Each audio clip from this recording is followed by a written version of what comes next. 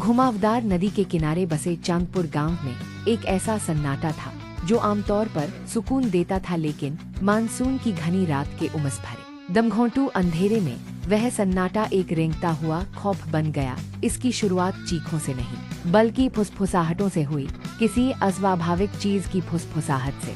सबसे पहले जानवर खोने वाले रामू काका नाम के एक बूढ़े किसान थे। उनका कीमती बैल भीमा नाम का एक शानदार जानवर अपने बाड़े से गायब हो गया था।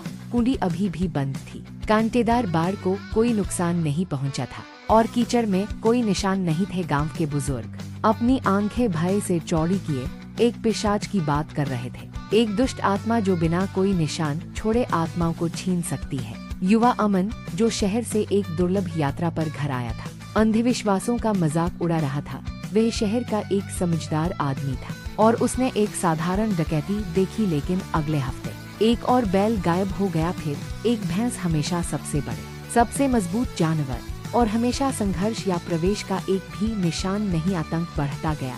गांव वाले लालटेन जलाकर और दरवाजे बंद करके सोने लगे। हालांकि अमन इस एहसास से छुटकारा नहीं पा सका कि कुछ गड़बड़ है। वह अपनी रातें जानवरों के बाड़ों की परिधि में टहलते हुए बिताता था। एक साधारण बांस की छड़ी ही उसका एकमात्र बचाव थी। उसने छोटी छोटी चीजें देखी जो दूसरों ने नजरअंदाज कर दी थीं। बाड़ के पास गीली मिट्टी में एक हल्का, लगभग अदृश्य गड्ढा, खुर का नहीं बल्कि किसी भारी और पूरी तरह गोलाकार चीज का निशान, और हवा में जले हुए तेल जैसी एक हल्की तीखी गंध, जिसे गाय के गोबर और गीली मिट्टी की गंध के आदि गांव वालों ने बुरी गंध समझ लिया था। गांव के मुखिया चौधरी साहब, जिनका चेहरा चौक में लगे पुराने बरगद के पेड़ जितना घिसा हुआ था, पिशाच को प्रसन्न करने के अनुष्ठानों का नेतृत्व कर रहे थे। उसने गांव वालों को अपने बाड़ों के चारों ओर एक पवित्र लाल धागा बांधने का आदेश दिया, और उसकी आवाज, जो आमतौर पर अधिकार से भरी होती थी,